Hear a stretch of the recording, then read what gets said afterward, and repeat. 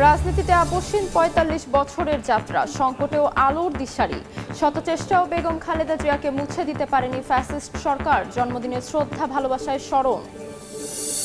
উন্নয়ন কর্মসূচি নিয়ে কাল কিশোরগঞ্জ যাচ্ছেন প্রধানমন্ত্রী।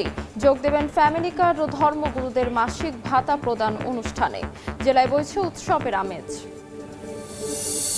বাংলাদেশের সঙ্গে সম্পর্ককে আরও শক্তিশালী করতে চায় ভারত। বাণিজ্য, নিরাপত্তা ও স্বাস্থ্য খাতে অংশীদারিত্ব বাড়াতে কাজ করছে নয়াদিল্লি, বললেন দীনেশ ত্রিবেদী।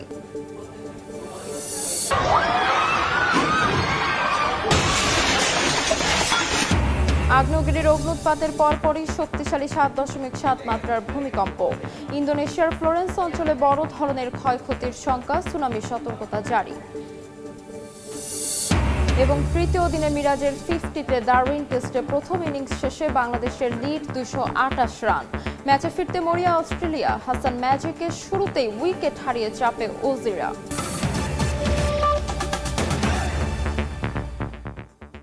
সময় সংবাদের সঙ্গে আছে আমি তাজমিলা খান। সাবেক প্রধানমন্ত্রী ও বিএনপি চেয়ারপারসন বেগম খালেদা জিয়ার ৮২তম জন্মদিন আজ। শ্রদ্ধা ভালোবাসায় গণতন্ত্রের আপসহীন নেত্রীকে স্মরণ করছে জাতি।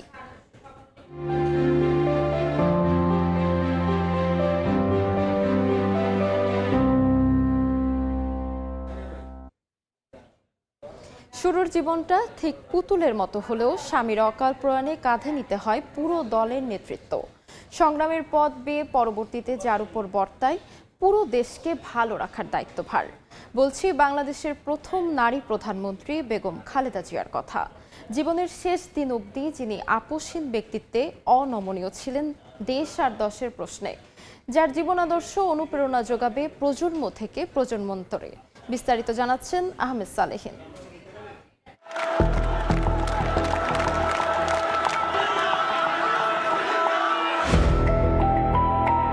যার হাসিতে হেসেছে ভুবন, যার মলিনতায় আধারে ডুবেছে প্রতিজন, সেই মহিষী জীবন সঁপে দিয়েছিলেন দেশের তরে। খালেদা খানম পুতুল থেকে বেগম খালেদা জিয়া হয়ে ওঠার সংগ্রামী জীবন, যাকে আখ্যায়িত করেছে এক আপসহীন নেত্রীর মর্যাদায়। তিনি সাবেক প্রধানমন্ত্রী, বিএনপি চেয়ারপারসন মরহুমা বেগম খালেদা জিয়া। শুরুর জীবনটা পুতুলের মতো হলেও মধ্য বয়সে কণ্টকাকীর্ণ রাজনীতির ধূসর পথে তাকে হাঁটতে হয়েছিল রাজনৈতিক পট পরিবর্তনের মধ্য দিয়ে। স্বামীহারা 2 সন্তানের জননী, যিনি জীবনের শেষ মুহূর্তেও আগলে ছিলেন ৫৬,০০০ বর্গমাইলের সীমানা। স্বামী শহীদ রাষ্ট্রপতি জিয়াউর রহমানের দেখানো পথেই দেশকে ভালোবেসে প্রতিটি মানুষের মনের আঙিনায় জায়গা করে নেন বেগম খালেদা জিয়া। স্বাধীনতা যুদ্ধ ও এর পরবর্তী রাজনৈতিক টালমাটাল পরিস্থিতি সবকিছুরই তিনি সাক্ষী হয়েছিলেন স্বামী জিয়াউর রহমানের সাথেই। বিপথগামী সেনা সদস্যদের হাতে রাষ্ট্রপতি জিয়াউর রহমান নিহত হলে শোক কাটিয়ে ওঠার আগেই হাল ধরতে হয় স্বামীর তৈরি করা প্রিয় দল বিএনপির। সেই থেকে দল ও দেশের পুরো দায়িত্ব নিজ ঘাড়েই নিয়ে নেন 3 বারের প্রধানমন্ত্রী বেগম জিয়া। স্বৈরাচার এরশাদ বিরোধী আন্দোলনে গণতন্ত্রের লড়াইয়ে কঠিন ও আপোষ না করার মানসিকতা সফলতা এনে দেয় দীর্ঘ 9 বছরের সংগ্রামে। তখন থেকেই যার নামের আগে আপসহীন নেত্রীর তকমা জুড়ে যায় বেগম জিয়ার রাজনৈতিক জীবনে। জনতার প্রত্যক্ষ ভোটে নির্বাচিত হয়ে সরকার গঠন করে হন দেশের প্রথম নারী প্রধানমন্ত্রী। এরপর আরও 2 বার রাষ্ট্রীয় শাসনভার সামলানো বেগম জিয়া বিরোধী দলের নেত্রী হিসেবেও রাজনীতিকে নিয়েছেন এক অনন্য উচ্চতায়। গণতন্ত্রের ধারাবাহিকতা বিনষ্ট করে ক্ষমতায় আসে 11 সেনা সমর্থিত সরকার। সফল হয়নি রাজনীতি থেকে বেগম জিয়াকে সরিয়ে দেওয়ার ষড়যন্ত্র। তবে এই গণতন্ত্রের লেবাসে শেখ হাসিনার স্বৈরাচারী শাসনের 15.5 বছর নির্যাতন, নিপীড়ন আর জেলবন্দি জীবনেই কেটে যায় এই মহিষীর বাকিটি সময়। গণতন্ত্রের লড়াইয়ে 45 বছরের রাজনৈতিক জীবনে কারাবন্দী হয়েছেন অসংখ্যবার। সবচেয়ে বেশি নির্যাতনের শিকার হন ঠিক এই সময়টায়। নানা রোগে আক্রান্ত হয়েও উন্নত চিকিৎসা থেকে বঞ্চিত হয়েছেন তিনি। মানবিক আবেদন বারবার প্রত্যাখ্যাত হয়েছে ফ্যাসিস্ট সরকারের তরফ থেকে। অমিতব্যয়ী আচরণ আর সদা হাস্যোজ্জ্বল অবয়ব মানুষের হৃদয়ে বসিয়েছে তাকে এক আদর্শ মায়ের আসনেই। 24 জুলাই তাকে আবার ফিরিয়ে এনেছে জনতার কাছে।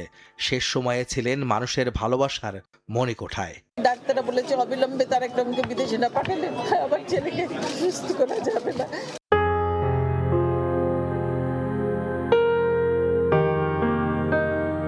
স্বামীর হত্যা, ছেলের নির্বাসিত জীবন ও নির্যাতন, আরেক ছেলের মৃত্যু, স্বামীর বাড়ি থেকে উচ্ছেদ, রাজনীতি থেকে সরিয়ে দেওয়ার আপ্রাণ চেষ্টা, নিজ দলের লাখো কর্মীর ভাগ্যে ফ্যাসিস্ট নির্যাতন, অসংখ্য কর্মীর গুম আর খুনের লম্বা তালিকাও একবারের জন্য প্রতিশোধ নিতে শেখায়নি বেগম জিয়াকে। করেননি আপোষ, বরং প্রতিহিংসার ঊর্ধ্বে উঠে মানবিক এক বাংলাদেশ গড়ে তোলার আহ্বান ছিল তার কণ্ঠে। 25-এর 30 ডিসেম্বর চিকিৎসাধীন অবস্থায় জীবনাবসানের মধ্য দিয়ে বর্ণাঢ্য জীবনের ইতি টানতে হয় সাবেক প্রধানমন্ত্রী বেগম খালেদা জিয়াকে, যার আদর্শ স্বাধীনতা, সার্বভৌম আর গণতন্ত্রের অতন্দ্র প্রহরী হতে শেখায়, যার আপোষহীনতা জাতীয়তাবাদের চেতনায় উজ্জীবিত করে। রাজনীতির ঊর্ধ্বে দেশের প্রশ্নে মানুষ যাকে দেখেছে দৃঢ়, শক্ত, অবিচল থাকতে, গণতন্ত্রের প্রশ্নে অনড় অবস্থান যার, সেই রাজনীতিককে স্ফুলিঙ্গ হয়ে জ্বলতে দেখেছে মানুষের অধিকার আদায়ের সংগ্রামে। জনতায় যার শক্তি, তিনি আলিঙ্গন করেছেন মানুষের ভালোবাসা, তার প্রতিদানও পেয়েছেন শেষ বিদায়ের যাত্রায়।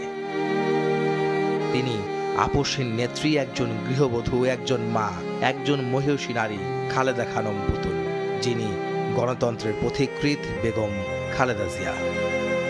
আহমেদ সালেহীন, সময় সংবাদ, ঢাকা। একজন নিপাট গৃহবধূ স্বামী জিয়াউর রহমানের পরিবারে খালেদা খানম এসেছিলেন বধূ হয়ে। ঘর সামলানোর ঘেরা টপে আটকে থাকা বাঙালি বধূদের কাজের যে চৌহদ্দি, সেখানে জিয়াউর রহমানের জীবন সঙ্গিনীর জীবন নিয়তির নানা বাঁক পেরিয়ে পেয়েছিল অনন্য মাত্রা। সংসার যাত্রা থেকে বেগম জিয়ার নাম লিখিয়েছিলেন গণতন্ত্রের মহাযাত্রায়। বাতিঘর হয়ে উঠেছিলেন গণমানুষের। গৃহবধূ থেকে রাজনীতিবিদ হয়ে ওঠার দীর্ঘ সে পথ সহজ ছিল না। শহীদ জিয়ার আদর্শকে পাথেয় করে মা, মাটি ও মানুষের রাজনীতি করার সংগ্রামে অদম্য অবিচলতা বেগম খালেদা জিয়াকে দিয়েছে আপোষহীন নেত্রীর উপাধি। হাসান আলীর রিপোর্ট।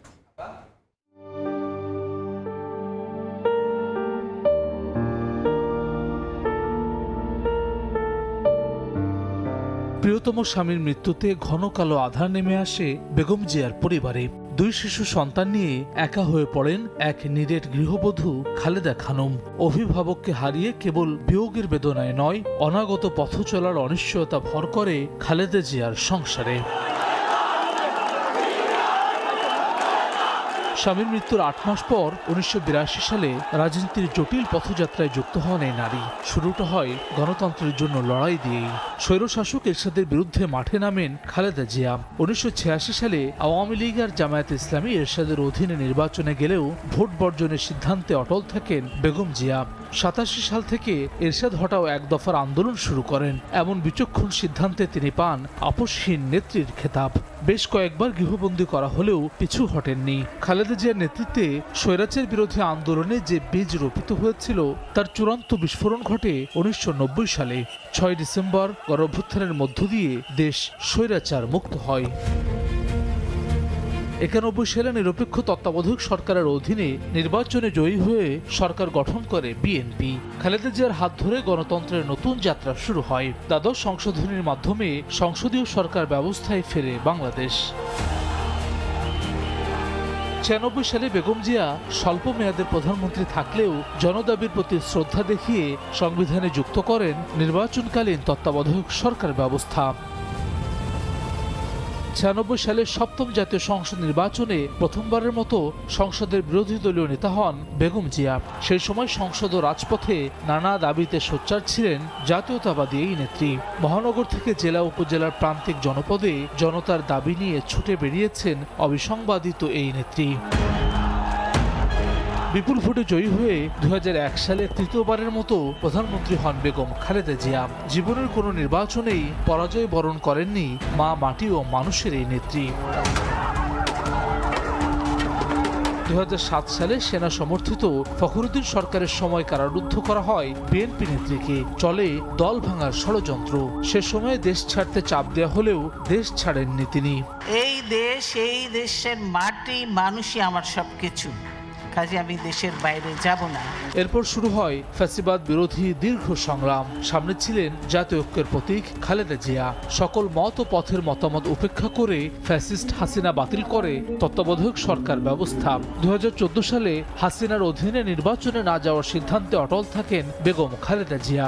সন্তানদের ওপর অমানবিক অত্যাচার, তারেক রহমানের নির্বাসন, আরাফাত রহমান কোকোর অকাল মৃত্যু এবং নিজের ওপর দমনপীড়ন, এত কিছুর পরও দমে যাননি বেগম খালেদা জিয়া। লৌহ কঠিন মনোবলে জাতির জন্য দাঁড়িয়েছেন দৃঢ়তা আর অটল সাহসের আশ্রয় হয়ে। গণতান্ত্রিক অধিকার প্রতিষ্ঠার লড়াইয়ে নেতৃত্ব দিয়েছেন সামনে থেকে। এই সরকার অবৈধ সরকার, এই সরকার অগণতান্ত্রিক স্বৈরাচারী সরকার। 2018 সালে দিনের ভোট রাতে আয়োজনে বাধা হয়ে দাঁড়ানোর খেসারত দিতে হয় বেগম জিয়াকে। 2 বছরের বেশি সময় কারাগারে নিঃসঙ্গ জীবন শেষে শর্ত সাপেক্ষে মুক্তি মেলে। পরিবার পরিজনহীন একাকিত্ব এক আপোষহীন নেত্রীকে করে তোলে একলা জীবনের বাসিন্দা। যে সংসার ছিল সন্তান, পুত্রবধূ আর নাতনিদের সরব উপস্থিতিতে মুখর, জীবন সায়াহ্নে রাজনীতির প্রতিহিংসায় সবকিছু থেকে বিচ্ছিন্ন হয়ে ফিরোজার বাসভবনে নিঃসঙ্গ সময় কাটাতে হয়েছে জীবনের প্রতিটি মুহূর্তে সংগ্রামের পরোদ্বোনা নেত্রীকে। তারপরের সময়গুলো হাসপাতালের বিছানায় শুধুই জীবন আর মৃত্যুর বেদনাবহ টানাপোড়েন। দীর্ঘ বছর ধরে বেগম জিয়ার আপোষহীন সংগ্রামের পথ পরিক্রমায় নির্যাতিত সংগ্রামী মানুষদের ক্ষোভের বিস্ফোরণ ঘটে 24 আগস্টে। ছাত্র জনতার গণঅভ্যুত্থানে পতন হয় স্বৈরাচার শেখ হাসিনার। বেগম জিয়াকে জাতির অভিভাবকের সম্মানে অধিষ্ঠিত করে আপামর ছাত্র জনতা।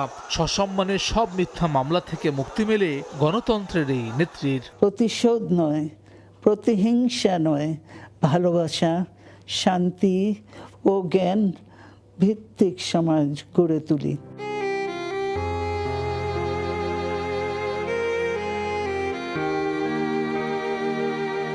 স্বৈরাচারের পরশ্রী কাতরতায় দীর্ঘদিন উন্নত চিকিৎসা বঞ্চিত বেগম জিয়া মুক্ত পরিবেশে থাকতে পারেননি বেশি দিন। 25 সালের 30 ডিসেম্বর শেষ হয় গণতন্ত্রের জন্য জীবনভর লড়াই করা এই নেত্রীর জীবনযাত্রা। দেশব্যাপী নেমে আসে শূন্যতা। অগুন্তি মানুষ শ্রদ্ধা আর ভালোবাসায় বিদায় জানান আপোষহীন নেত্রী বেগম খালেদা জিয়াকে।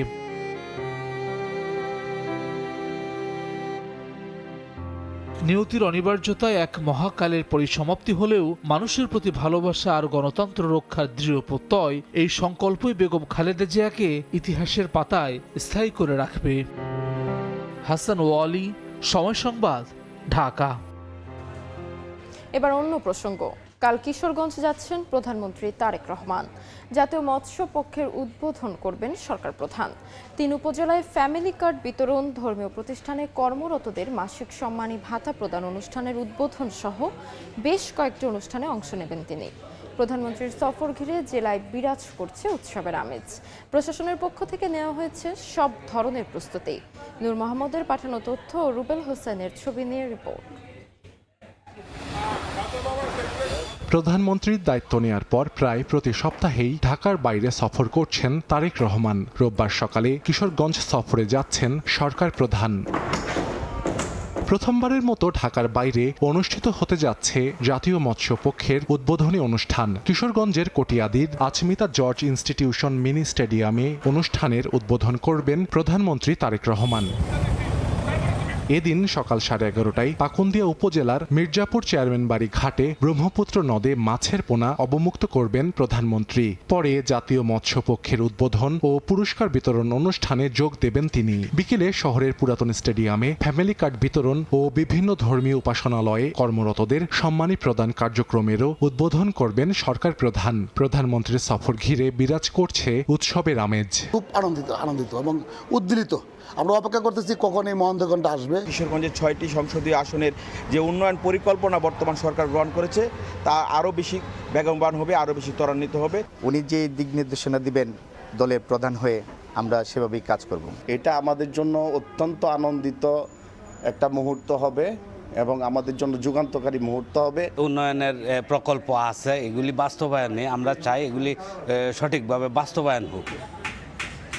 প্রশাসনের পক্ষ থেকে নেওয়া হয়েছে সব ধরনের প্রস্তুতি। প্রধানমন্ত্রীর সফর ঘিরে জেলার সার্বিক উন্নয়নের পাশাপাশি দলীয় নেতাকর্মীরা উজ্জীবিত হবেন বলে মনে করেন জনপ্রতিনিধিরা। কিশোরগঞ্জের হাওর বাওর অঞ্চলে এই দেশে এই এলাকাতে মাছের চাষ হয় খুব বেশি, বিশেষ করে ময়মনসিং এই অঞ্চলগুলোতে। উনি অ্যাড্রেস করতে চাচ্ছেন যে আপনারা যে মাছ চাষ করেন, আমি আপনাদেরকে ধন্যবাদ জানানোর জন্য আসছি। সাধারণ মানুষের মাঝেও একটা ব্যাপক উৎসাহ উদ্দীপনা রক্ষা করা হচ্ছে এবং মূলত ওনার আগমনটা কিশোরগঞ্জের উন্নয়নের জন্য ব্যাপক সহায়ক হবে। প্রধানমন্ত্রীর সফরের বিভিন্ন ভেন্যু পরিদর্শন করে সার্বিক প্রস্তুতি তদারকি করছেন দলের কেন্দ্রীয় নেতারা।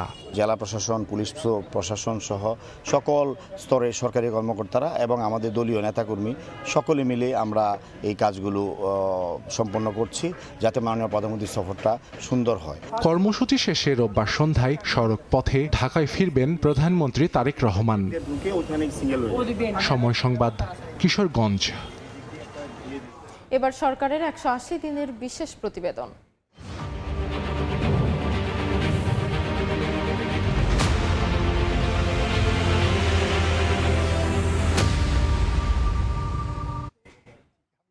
পাঁচ বছরে 1 কোটি কর্মসংস্থান তৈরির লক্ষ্য অর্জনে বাজেট ও কর কাঠামো সাজিয়েছে বিএনপি সরকার। স্থাপন করা হচ্ছে এমপ্লয়মেন্ট এক্সচেঞ্জ সেন্টার। সামনে আনা হয়েছে ক্রিয়েটিভ ইকোনমির মতো নতুন ধারণা।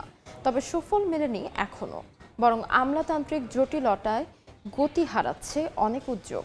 অর্থনীতিবিদ আর বাজার বিশ্লেষকদের এমন পর্যবেক্ষণে একমত প্রধানমন্ত্রীর যুব ও কর্মসংস্থান বিষয়ক বিশেষ সহকারী কামরুল হাসান সবুজের রিপোর্ট। মেধাভিত্তিক কর্মসংস্থানের দাবিতে বদলে যাওয়া এক বাংলাদেশ। বিএনপি সরকার গঠনে সক্ষম হলে গার্মেন্টসের বাইরে আরো নতুন নতুন কতগুলো সেক্টরকে আমরা নিয়ে আসতে চাই। 1.5 বছর ধরে চলা অর্থনৈতিক ব্যবচ্ছেদের মধ্যেই জনগণের কল্যাণে গেল 17 ফেব্রুয়ারি সরকার গঠন করে বিএনপি। প্রধানমন্ত্রী পদের কর্তব্য, তারপর কর্মসংস্থান বৃদ্ধির নানা উদ্যোগে পার হতে চলেছে 6 মাস। ছুটে চলা এই জীবনে কখনো কখনো থামতে হয় জীবনের তাগিদেই, যেখানে সংসার খরচের বহুমাত্রিক হিসাবের খাতায় বাস্তবতার কালি কলমে আরেকবার ফুটে ওঠে আকাঙ্ক্ষার প্রতিচ্ছবি। গ্যাসের সংকট, গ্যাস না পাইলে গাড়ি চলে কেমন করি? আগে বেতন পেতাম 10-12 তারিখের ভিতরে, অন পাই একটু লেট করে। চাল কিনলে মাছ কিনবো কিভাবে, সব সময় যোগ বিয়োগ করে চলতে হয়। সাময়িক বন্ধ হওয়া আয়ের পথ সচলে ব্যস্ত ষাটোর্ধ্ব রিকশা চালক বাবুল মিয়া প্রস্তুত নতুনের আহ্বানে সাড়া দিতে। ইনকাম যে কমছে, বাংলা রিক্সা আমরা ক্ষমা দিয়ে দিম, ওই একটা ব্যবসা বাণিজ্য করে কাম কি লেগা, আমার লাগবে 500টা, আমি কামাই করবো 300টা, হইব না তো? বছরে 3020 মার্কিন ডলার বা মাসে 30,739 টাকা মাথাপিছু আয়ের বিপরীতে চরম বৈষম্যের শিকার আব্দুর রাজ্জাক আত্মমর্যাদায় বেঁচে থাকতে হাত পাততে চান না কারো কাছে। ব্যানগাড়ি কাজ নাই, টিপ টুপ নাই, লাগা থাকবো যেটা পাই এটাই করি। এদিকে শিক্ষা জীবন শেষ করা প্রজন্ম বলছে চাকরির বাজারে বেড়েছে প্রতিযোগিতা, বেকারত্বের ভার, বাড়েনি কর্মসংস্থানের সুযোগ। চাকরির বাজারে তো কম্পিটিশন অনেক হাই, বেকারত্ব দিন দিন বেড়ে যাচ্ছে। নিয়োগ নিয়ে যে জট লেগে থাকে সেটার জন্য আরো বেশি সমস্যা হয়। এর মধ্যেই আবার দেশের সবচেয়ে বড় আনুষ্ঠানিক খাত তৈরি পোশাক শিল্প মালিকরা জানাচ্ছেন শঙ্কার কথা। নতুন কারখানা যা হচ্ছে তার চেয়ে অনেক বেশি বন্ধ হচ্ছে। বিনিয়োগ বান্ধব একটা বাজেট করা, এগুলি কিন্তু সরকার উদ্যোগটা নিয়েছে।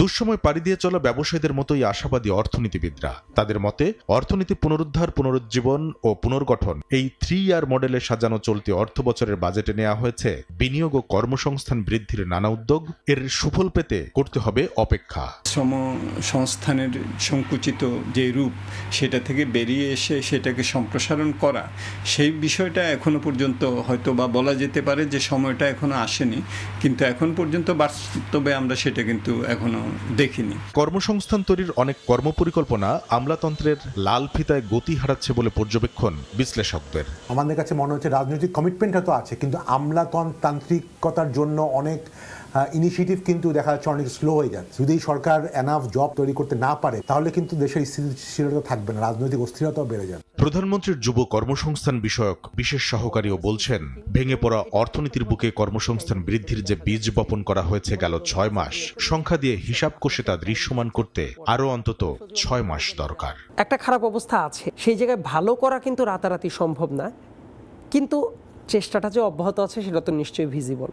হয়তো একটু টাইম লাগবে। বন্ধ হয়ে আছে বিভিন্ন কারখানা, এইগুলাকে যখন আমরা প্রাইভেটাইজেশনের মাধ্যমে নতুন করে আবার ওপেন করতে পারবো, এই জায়গাতে তো 1-2জন না, বহু কর্মসংস্থানের ব্যবস্থাটা হবে। বৈদেশিক কর্মসংস্থানের সুযোগ বাড়াতে সমান গুরুত্ব দিয়ে কাজ করা হচ্ছে বলেও জানান তিনি। বেশ কিছু স্কিম হাতে নিয়েছি যাতে আমরা স্কিলড এবং সেমি স্কিলড ম্যান পাওয়ার শুধুমাত্র গতানুগতিক জায়গাতেই না, বরং আনট্যাপড ডেস্টিনেশন যেগুলো আছে সেগুলোতেও যাতে আমরা পাঠাতে পারি। প্রতিশ্রুতি, অর্থনৈতিক বাস্তবতা আর ভূ রাজনৈতিক অস্থিরতা, এই তিনের সমন্বয়ে নতুন কর্মসংস্থান তৈরিতে সাজানো সরকারের কর্মপরিকল্পনার সুফল ঘরে তুলতে তুলতে যেন নতুন করে আর সংকুচিত না হয় আয়ের পথ, মূল্যস্ফীতির হিসাবে যেন না বাড়ে দৈনন্দিন ব্যয়ের চাপ, সেই চাওয়া সাধারণ মানুষের। কামরুল হাসান সবুজ, সময় সংবাদ, ঢাকা। সময় সংবাদে আরও থাকছে। 2070 নাগাদ 1 কোটি যাত্রী পরিবহনের লক্ষ্য। চট্টগ্রাম বিমানবন্দর আধুনিকায়নে তৈরি হচ্ছে মাস্টার প্ল্যান। বড় বড় এয়ারলাইন্সকে সুযোগ দেওয়ার তাগিদ।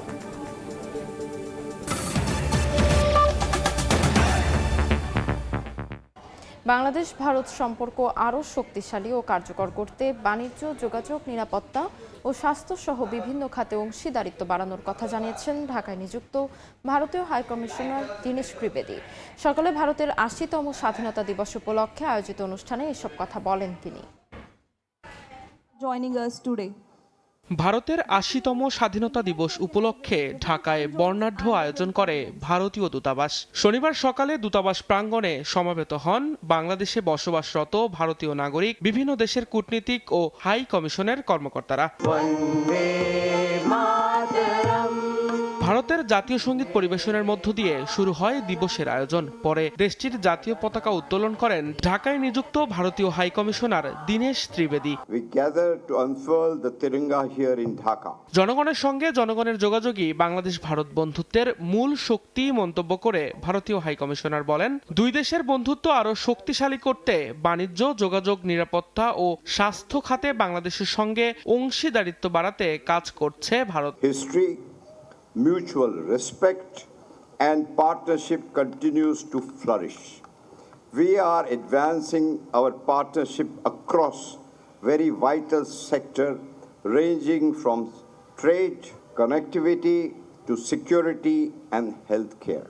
শান্তি, সহযোগিতা ও সংলাপ ভারতের পররাষ্ট্রনীতির মূল স্তম্ভ উল্লেখ করে হাই কমিশনার বলেন, অর্থনৈতিক সম্পর্ক জোরদারে বিভিন্ন দেশের সঙ্গে মুক্ত বাণিজ্য চুক্তির মাধ্যমে গ্লোবাল সাউথের নেতৃত্ব দিতে চায় New Delhi.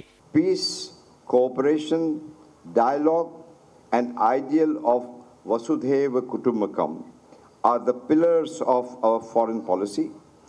We have entered into a free trade agreements with many countries. We are playing a leading role among the countries of the global south. দুই দেশের যৌথ সমৃদ্ধি নিশ্চিত করতে বাংলাদেশ ও ভারতকে একসঙ্গে কাজ করার আহ্বান জানান দীনেশ ত্রিবেদী। দিন মোহাম্মদ সাব্বির, সময় সংবাদ, ঢাকা। তীব্র গ্যাস সংকটে বিভিন্ন পাম্পে যানবাহনের দীর্ঘ সারি। অন্যদিকে দিনাজপুর তাপবিদ্যুৎ কেন্দ্রের ১ নম্বর ইউনিটে যান্ত্রিক ত্রুটির কারণে উৎপাদন বন্ধ থাকায় লোডশেডিংয়ে বেড়েছে দুর্ভোগ। বিস্তারিত জানাতে এই মুহূর্তে রাজধানীর মগবাজারে আছেন সহকর্মী সামদানি প্রত্যয় এবং দিনাজপুরে আছেন গোলাম নবী দুলাল। সরাসরি প্রথমেই যাচ্ছি সামদানির কাছে। সামদানি, রাজধানীর প্রতিটি সিএনজি ফিলিং স্টেশনে ভোগান্তির চিত্র অপরিবর্তিতই রয়েছে। দর্শক, আপনারা ইতিমধ্যেই আমাদের কিছু কিন্তু দেখাই যে প্রতিটি সিএনজি ফিলিং স্টেশনেই যানবাহনের যে দীর্ঘ লাইন সেটি কিন্তু একেবারেই লম্বা এবং 3 থেকে 4 কিলোমিটার এলাকা পর্যন্ত প্রত্যেকটি জায়গায় যানবাহনের লাইন পৌঁছে গেছে। এবং আমরা যদি এখানে দেখি যে অনেকেই আছেন যারা 4 থেকে 5 ঘন্টা অপেক্ষার পর যখন সিএনজি ডিসপেন্সারের সামনে, সিএনজির নজলের সামনে আসছেন, সে সময় তারা অনেকেই মাত্র 40 টাকা 50 টাকার গ্যাস পাচ্ছেন। কিছুক্ষণ আগে আমরা একজন সিএনজি চালিত যানবাহনের একজন চালকের সঙ্গে আমরা কথা বলছিলাম। তিনি আমাদেরকে জানালেন যে 4 থেকে 5 ঘন্টা তিনি অপেক্ষা করার পর যখন নজলের সামনে তিনি এসেছেন, তিনি মাত্র 80 টাকার গ্যাস পেয়েছেন। অর্থাৎ এই যে গ্যাসের অপ্রতুলতা, যার কারণে যাদের জীবিকার অন্যতম মাধ্যম এই যানবাহনটি, তারা কিন্তু বেশ ঝামেলার মধ্যেই পড়েছেন। কারণ এখানে রাইড শেয়ারিং অ্যাপের চালক এবং 3 হুইলার সিএনজি অটোরিকশা চালক যারা রয়েছেন, তাদের জীবিকার মূল অনুষঙ্গ তাদের যে গাড়ি, সেটি কিন্তু গেল কয়েকদিন ধরে এই গ্যাস সংকটের কারণে তাদের জীবিকায় বেশ প্রভাব পড়ে গেছে। একই সঙ্গে এখানে যারা পাম্প কর্তৃপক্ষ রয়েছেন, সেই পাম্প কর্তৃপক্ষ আমাদেরকে জানাচ্ছিলেন যে তারাও তীব্র ভোগান্তির মধ্যে রয়েছেন। কারণ এখানে যখন তারা সিএনজি ডিসপেন্সারটি চালাচ্ছেন, সেটি চালানোর জন্য একটি বিদ্যুৎ খরচ রয়েছে, কিন্তু যেহেতু পর্যাপ্ত সিএনজি তারা বিক্রি করতে পারছেন না, সেহেতু তাদের এই ডিসপেন্সারটি চালানোর যেই বিদ্যুৎ খরচটি, সেই বিদ্যুৎ খরচটি আসলে তারা তুলতে পারছেন না, যার কারণে এই বিদ্যুৎ খরচ তুলতে না পারার কারণেই যে ঘটনাটি ঘটেছে সেটি হচ্ছে যে তারা আশঙ্কা করছেন, যারা আসলে এই সিএনজি ফিলিং স্টেশনের মালিক রয়েছেন তারা আশঙ্কা করছেন যে অচিরেই হয়তোবা তাদেরকে এই পাম্পগুলো বন্ধ করে দিতে হবে, নতুবা তাদের কম্প্রেসারগুলো, ডিসপেন্সারগুলো ক্ষতিগ্রস্ত হতে পারে। এই মুহূর্তে আমরা চলে যাব সরাসরি দিনাজপুরে, সেখানে রয়েছেন আমাদের সহকর্মী গোলাম নবী দুলাল।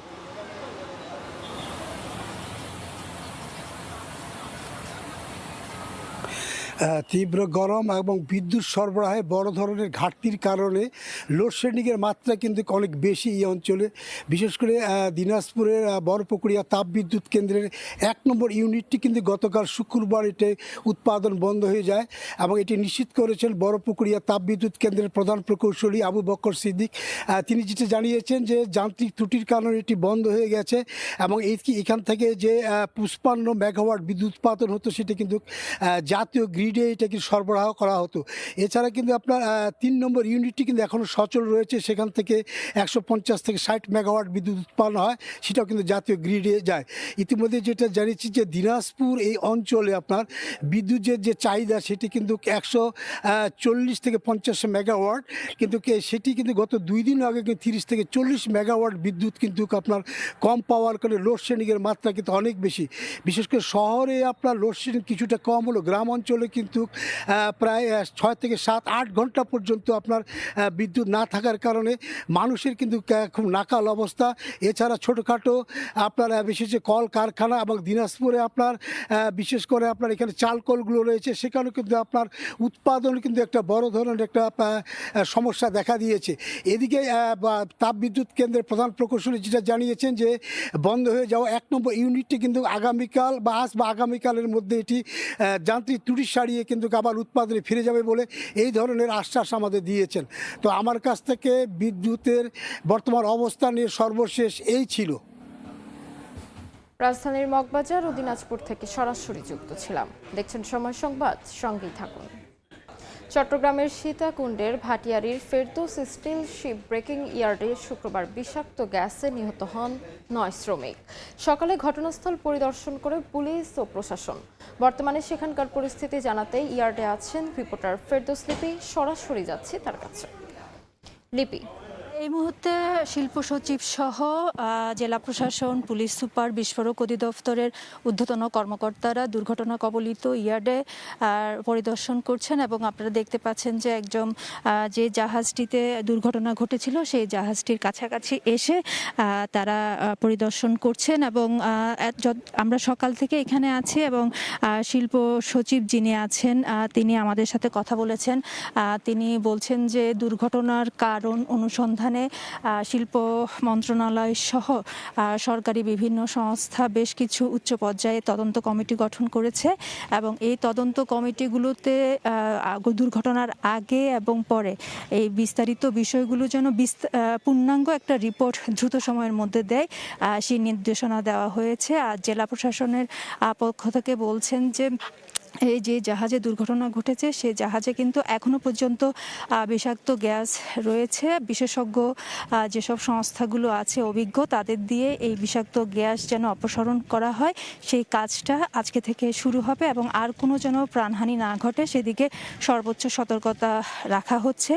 এর বাইরে যারা বিস্ফোরক অধিদপ্তর আছেন তারা বলছেন যে তারা এই দুর্ঘটনা কবলিত জাহাজে অতিরিক্ত যে স্বাভাবিকের চেয়ে অতিরিক্ত যে বিষাক্ত গ্যাস সেটা তারা উপস্থিতি পেয়েছেন এবং সেই রিপোর্ট তারা জমা দিয়েছেন এরই মধ্যে। এবং আপনারা দেখছেন যে এখনো পর্যন্ত আমরা এইখানে অবস্থান করছি এবং যারা নিহত আছে নিহতর যে পরিবার এখনো পর্যন্ত কোনো ধরনের অভিযোগ না করলেও পুলিশ বলছে যে তারা কিন্তু গাফিলতির তদন্ত সহ আইনানুগ যে ব্যবস্থা সেটা নেওয়া হবে এবং ইতিমধ্যে আপনারা জানেন যে নিহত যার পরিবারগুলোকে কিন্তু অ্যাসোসিয়েশনের পক্ষ থেকে 10 লক্ষ টাকা করে যে ক্ষতিপূরণ সেটা দেওয়ার কথা রয়েছে। এর বাইরে আহত যারা আছেন তাদের চিকিৎসার সর্বোচ্চ গুরুত্ব দেওয়া হচ্ছে প্রশাসনের পক্ষ থেকে। তো এই ছিল আমার কাছে চট্টগ্রাম থেকে এখনো পর্যন্ত সর্বশেষ।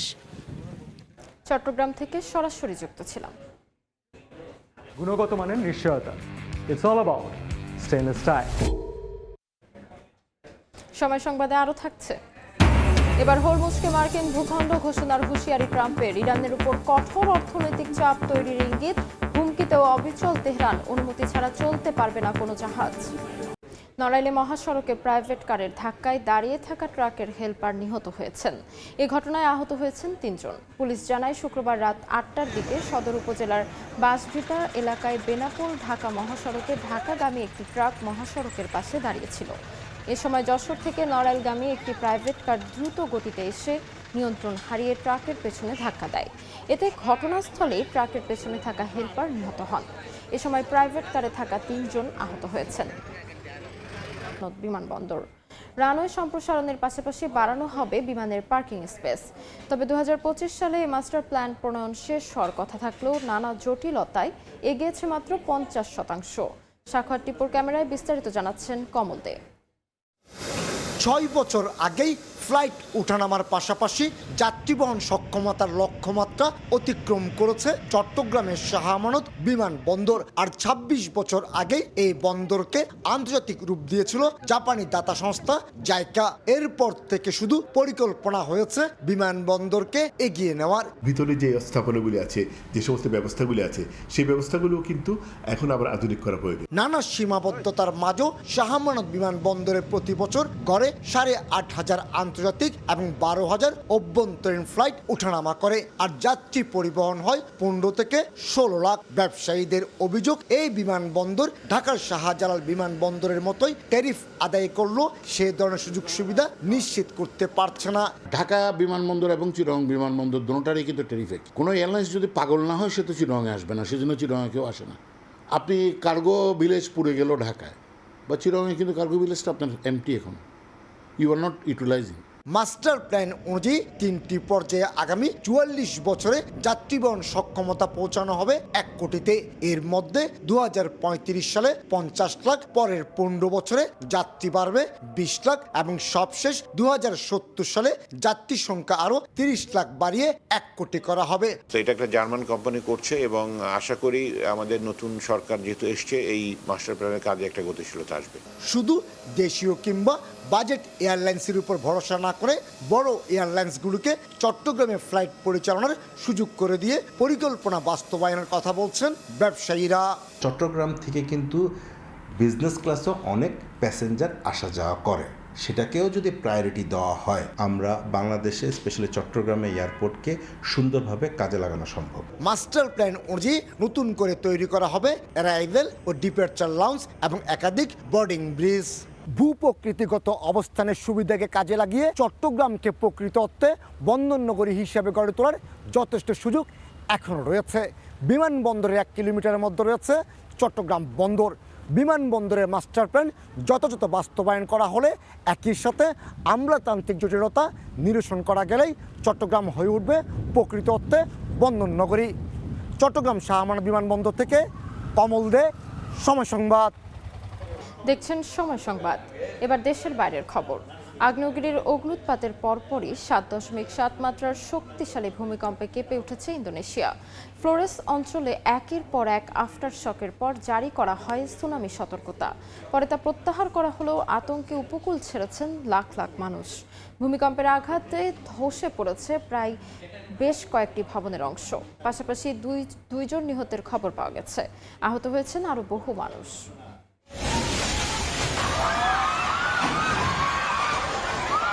শনিবার স্থানীয় সময় ভোরে 7.7 মাত্রার ভূমিকম্পে কেঁপে ওঠে ইন্দোনেশিয়ার ফ্লোরেস অঞ্চল। ইউএসজিএস এর হিসেবে ভূপৃষ্ঠ থেকে মাত্র 10 কিলোমিটার গভীরে ছিল এর উৎপত্তিস্থল। কেন্দ্র ছিল পূর্ব নুসা তেঙ্গারা প্রদেশের এন্দে শহর থেকে প্রায় 68 কিলোমিটার উত্তর পশ্চিমে। প্রায় 1 মিনিট ধরে কম্পন অনুভূত হয় আশপাশের এলাকায়। মূল ভূমিকম্পের পরপরই আঘাত হানে বেশ কয়েকটি শক্তিশালী আফটারশক। 5.9, 5.6, 6.1 মাত্রার কম্পন রেকর্ড করা হয়। মাউমেরে থেকে ছড়িয়ে পড়া ভিডিওতে দেখা যায় ধসে পড়েছে একটি ভবনের অংশ। আতঙ্কে রাস্তায় ছুটে আসছেন মানুষ।